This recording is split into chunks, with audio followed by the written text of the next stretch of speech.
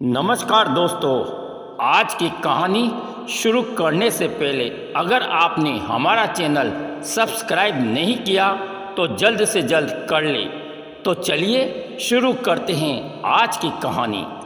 रुपेश जी अपनी सरकारी नौकरी करते हुए अपनी पत्नी इंदु, दो पुत्र अनिल, अशोक के साथ शहर की अच्छी कॉलोनी में रहते थे।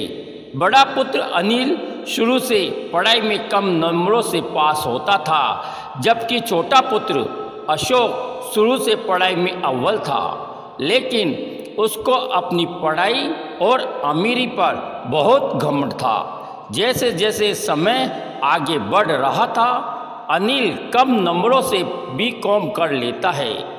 उसे रुपेश जी ने किराने की दुकान खुलवा दी। उसकी शादी के लिए लड़कियों के रिश्ते आने लग गए थे।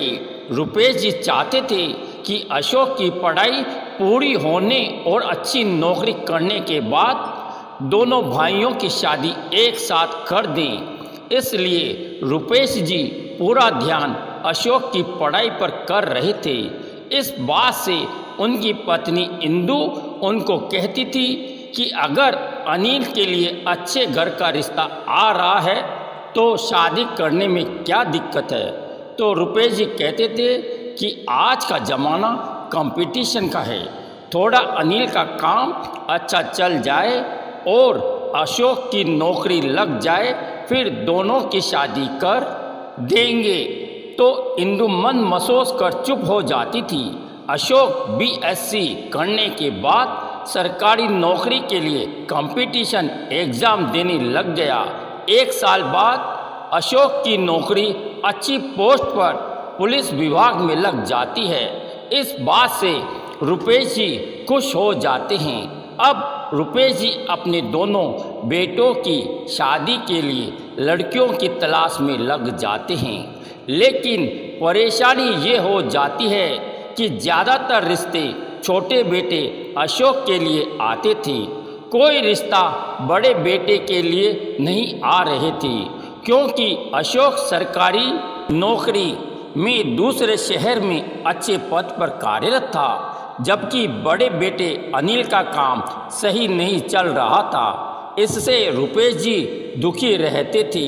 वो आज पछताते हैं कि बड़े बेटे की शादी जल्दी कर देते तो अच्छा होता। अगर छोटे बेटे की शादी बड़े बेटे की शादी से पहले कर देते तो फिर बड़े बेटे की शादी होने में परेशानी होगी।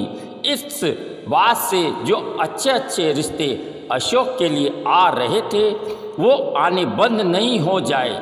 रुपेश जी चाहते थे जल्द से जल्द अनिल की शादी हो जाए। इसके लिए मैरिज ब्यूरो में अनिल का नाम लिखवा दिया, लेकिन काफ़ी रिश्ते ऐसे ऐसे आ रहे थे जिससे रुपेश जी परेशान रहने लग गए। जो भी रिश्ते आते वो अनिल को पसंद नहीं आते, या लड़की वालों को अनिल का काम या अनिल पसंद नहीं आता। थक हार कर रुपेश जी ने छोटे बेटे के लिए जो अच्छे परिवार वालों के रिश्ते आ रहे थे उनमें से अच्छा रिश्ता देखकर शादी करना चाहते थे। इस बात से इंदु बहुत गुस्सा होती थी। उसका कहना था जब तक बड़े बेटे की शादी नहीं हो जाती तब तक छोटे बेटे अशोक की शादी नहीं करना चाहती थी। इस बात से रुपेश जी इंदु से कम बात करने लग गए।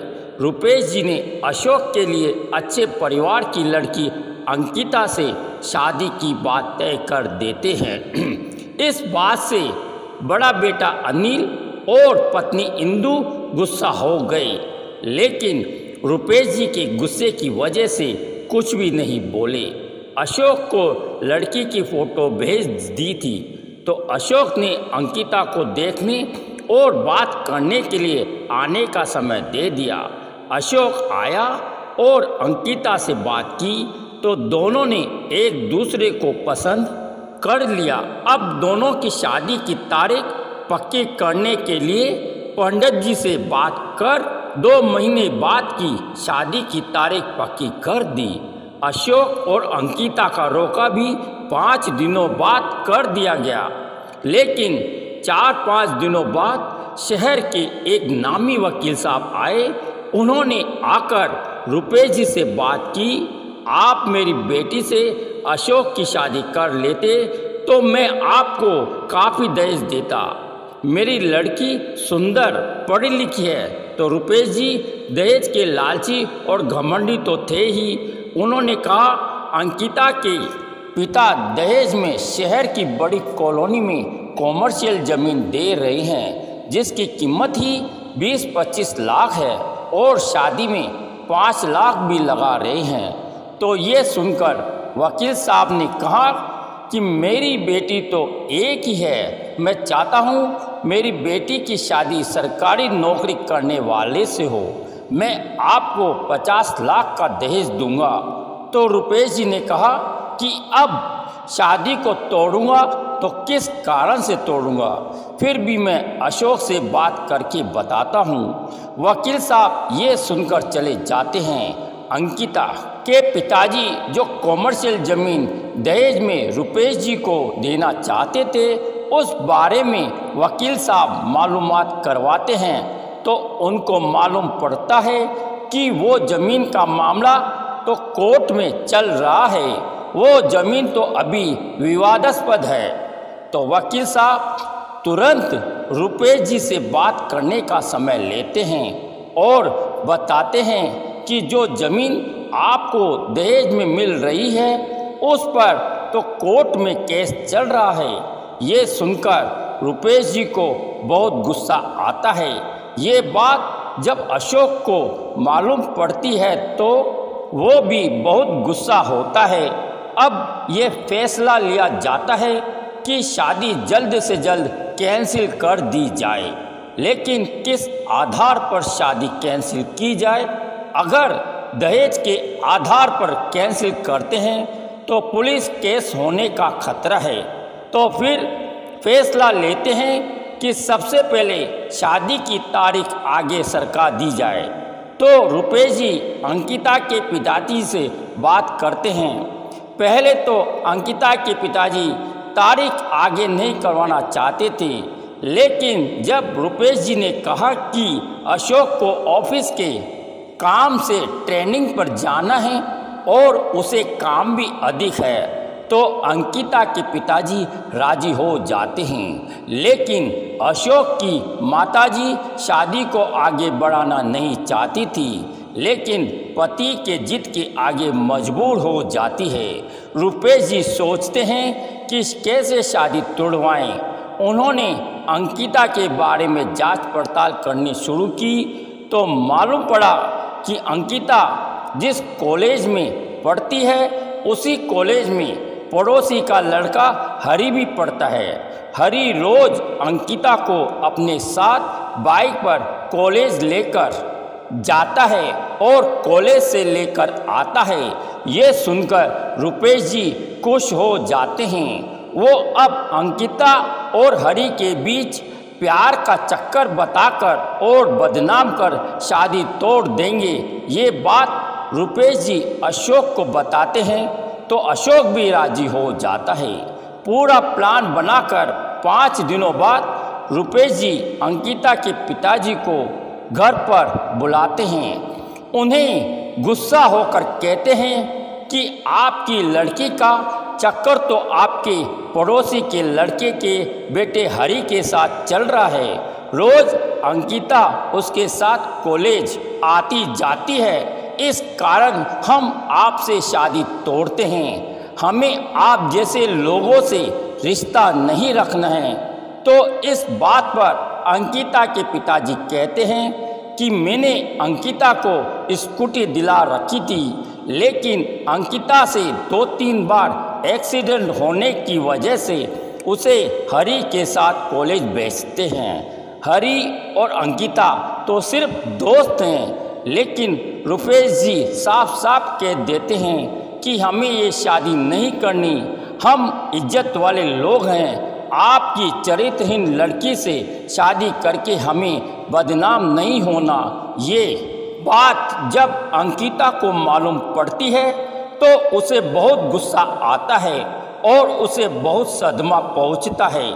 अंकिता के सभी रिश्तेदारों को मालूम होता है कि अंकिता की शादी सरकारी नौकरी करने वाले अशोक से पक्की हो गई है। अब सबको क्या कहेंगे। अंकिता की माँ को इतना सदमा लगता है कि उसे हॉस्पिटल में दिखाते हैं तो डॉक्टर कहते हैं इनको अगर दोबारा सदमा दिया तो ये पागल भी हो सकती है। ये सुनकर अंकिता को रुपेश जी पर बहुत गुस्सा आता है। वो गुस्से में रुपेश जी के घर जाती है और गुस्से में कहती है कि हमें मालूम पड़ गया कि आप अपने बेटे की शादी कहीं ज़्यादा दहेज देने वालों से करवाना चाहते हो। इस कारण आप मुझे चरित्रहीन बताकर बदनाम कर शादी तोड़ना चाहते हो। लेकिन एक बात याद रखना कि किसी चरित्रवान लड़की को बदनाम कर आप कभी खुश नहीं रह सकोगे। ये मेरी बद्दुआ है। ये कहकर अंकिता वहाँ से चली जाती है। घर पर आकर बहुत रोती है। इधर रुपेश जी अशोक की शादी की बात वकील साहब की लड़की से तय कर देते हैं। अंकिता की शादी टूटने से अंकिता की काफ़ी बदनामी होती है। परेशान होकर अंकिता आत्महत्या करने के लिए एक दिन अपने हाथ की नस काट लेती है। तो घर में अंकिता की माँ होती है। वो चिल्लाती हुई पड़ोसियों को बुलाती है तो हरी और हरी के घरवाले तुरंत अंकिता को हॉस्पिटल लेकर जाते हैं। सही समय पर अंकिता का इलाज हो जाता है। इस बात से अंकिता के पिताजी को रुपेश जी पर बहुत गुस्सा आता है। वो अब अंकिता से बात करते हैं, बेटा तू भगवान का शुक्रिया अदा कर कि रुपेश जी जैसे लालची लोगों के घर में शादी करने से भगवान ने बचा लिया। तू बुरा ना माने तो मैं तेरी शादी हरी से करवा दूं। लड़का भी अपनी जाति बिरादरी का है। आज भले ही नहीं कमाता है लेकिन भविष्य में तुम दोनों पढ़ लिख कर कमाने लायक बन जाओगे। तो अंकिता ने घर की इज्जत और हरी के अच्छे व्यवहार से हाँ कर देती है। इस बात पर अंकिता के पिताजी हरी से बात करते हैं तो हरी उनको चौंका देता है कि अंकल मैं अंकिता को बहुत चाहता हूँ लेकिन मेरी पढ़ाई और कमाई की वजह से बात नहीं की। हरी के घर वाले भी अंकिता से शादी को राजी हो जाते हैं। इस तरह अंकिता और हरी की शादी धूमधाम से हो जाती है। इधर रुपेश जी अपनी चालबाजी पर बहुत खुश होते हैं। वो अशोक की शादी बड़े धूमधाम से वकील साहब की बेटी से करवा देते हैं। अशोक अब शादी के बाद खूब रिश्वत खाता है। वो सोचता है कि रिश्वत खाते कोई पकड़ भी लेगा तो मेरा वकील ससुर मुझे बचा लेगा। एक दिन कोई बड़े नेता के लड़के को अशोक पकड़ लेता है। उससे भी रिश्वत खाना चाहता था लेकिन वो नेता का लड़का अशोक को पकड़वा देता है। जब अशोक के ससुर जी को ये बात मालूम पड़ती है तो अशोक को बचाने की बहुत कोशिश करते हैं लेकिन बचा नहीं पाते हैं। कोर्ट अशोक को 7 साल की सज़ा देते हैं और नौकरी से भी निकाल देते हैं। इस तरह से अंकिता की बद्दुआ रुपेश जी के पूरे परिवार को बर्बाद कर देती है।